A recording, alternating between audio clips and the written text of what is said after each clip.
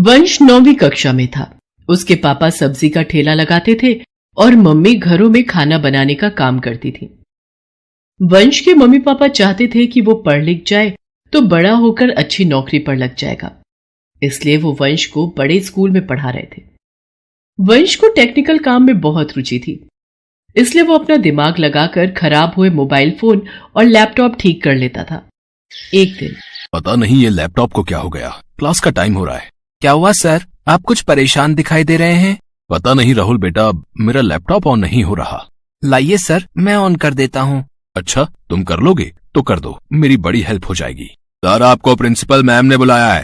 राहुल बेटा, मैं principal ma'am के पास होकर आता हूँ, तब तक तुम ये ऑन कर दो। Okay sir. राहुल काफी कोशिश करता है पर उससे लैपटॉप ऑन नहीं होता। तभी वंश वहां से जा रहा था। उसने राहुल से कहा, लाओ इधर दो, ये ऐसे ऑन नहीं होगा, मैं ऑन कर देता हूँ। वंश लैपटॉप ऑन कर देता है। तभी टीचर के आते ही राहुल पलट जाता है और वंश के हाथ से लैपटॉप छीन लेता है। वंश, ये लैपटॉप बहुत महंगा है, इसे हाथ मत लगाओ। सर ये लीजिए, मैंने लैपटॉप ऑन कर दिया है। वंश, तुम यहाँ क्या कर रहे हो? कभी देखा भी है इतना महंगा लैपटॉप? चलो क्लास में जाकर बैठो, लंच टाइम खत्म हो गया है। राहुल बेटा, तुमने तो कमाल कर दिया, मेरा लैपटॉप ऑन कर दिया। Thank you sir. राहुल साफ साफ झूठ बोल देता है और वंश बेचारा एक गरीब होने के कारण कुछ नहीं बोल पाता। अगले दिन स्कूल में कंप्यूटर की क्लास थी। टीचर ने सभी बच्चों से लैपटॉप लाने के लिए कहा। कल सभी बच्चे अपना अपना लैपटॉप लेकर आएंगे, मुझे एक प्रोजेक्ट करवाना है। मेरा लैपटॉप बड़ी मुश्किल से राहुल ने ठीक किया है, मैं नहीं चाहता कि ये दोबारा खराब हो, इसलिए सभी बच्चे अपने अपने लैपटॉप पर काम करेंगे। सर, मेरे पास लैपटॉप नहीं है। मुझे कुछ नहीं पता, कहीं से भी लाओ। कल तक मुझे हर बच्चे के पास लैपटॉप दिखना चाहिए। तुम्हें पता है, मेरे पास 1 लाख रुपए का लैपटॉप है। मेरे पापा ने मेरे जन्मदिन पर उपहार में दिया था। मैं उस पर बहुत अच्छी अच्छी मूवी देखता हूँ और गेम खेलता हूँ। राहुल बच्चों से बातें कर रहा था और वंश अंदर ही अंदर परेशान हो रहा था कि वो घर जाकर अपने मम्मी पापा को क्या बोलेगा।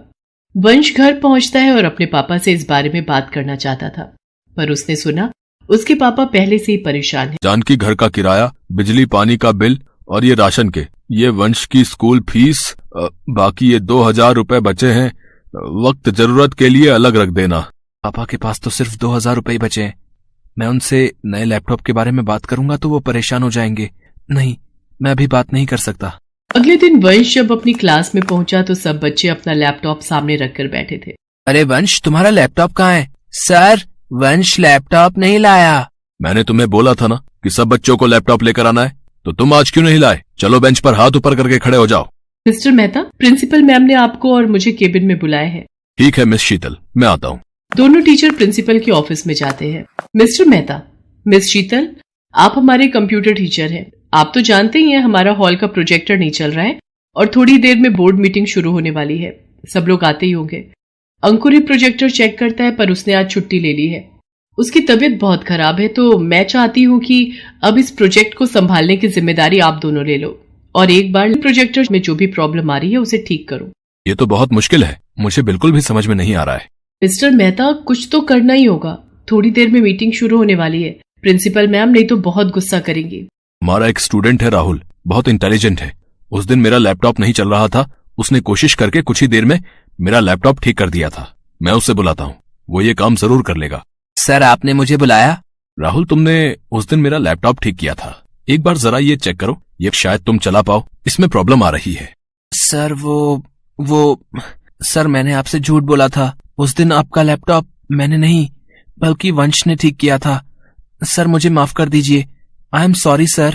तुमने मेरे से इतना बड़ा झूठ बोला? तुम्हें तो मैं बाद में देख लूंगा, पहले जाकर वंश को बुला कर लाओ। राहुल वंश को लेकर आता है। इतनी देर में प्रिंसिपल मैम भी वहां आ जाते हैं। वंश प्रोजेक्टर ठीक कर देता है और मीटिंग शुरू होने तक वहीं रहता है। उस बीच कोई भी परेशानी नहीं होती। इस बात से प्रिंसिपल मैम और टीचर बहुत खुश होते हैं। मैम, वंश बहुत ही इंटेलिजेंट बच्चा है, ये कंप्यूटर विषय में बहुत अच्छा है, पर इस बच्चे के पास अपना खुद का लैपटॉप नहीं है।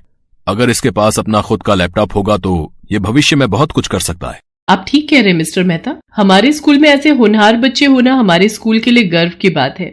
अगले दिन स्कूल के हॉल में जब सब बच्चे इकट्ठे हुए थे, प्रिंसिपल मैम वंश को स्टेज पर बुलाती हैं और उसे एक लैपटॉप उपहार में देती हैं। वंश बेटा, ये तुम्हारा पुरस्कार भी है और स्कूल की तरफ से उपहार भी है, तुम्हारा अपना लैपटॉप। मैं चाहती हूँ हमारे स्कूल का हर बच्चा वंश की तरह होनहार बने। Thank you ma'am, thank you so much. Hall में खड़े सब बच्चे तालियां बजाते हैं। राहुल को भी अपनी गलती का एहसास हो जाता है। वंश अपना पुरस्कार लेकर घर जाता है, जिसे देखकर उसके मम्मी पापा बहुत खुश होते हैं और वंश को गले से लगा लेते हैं।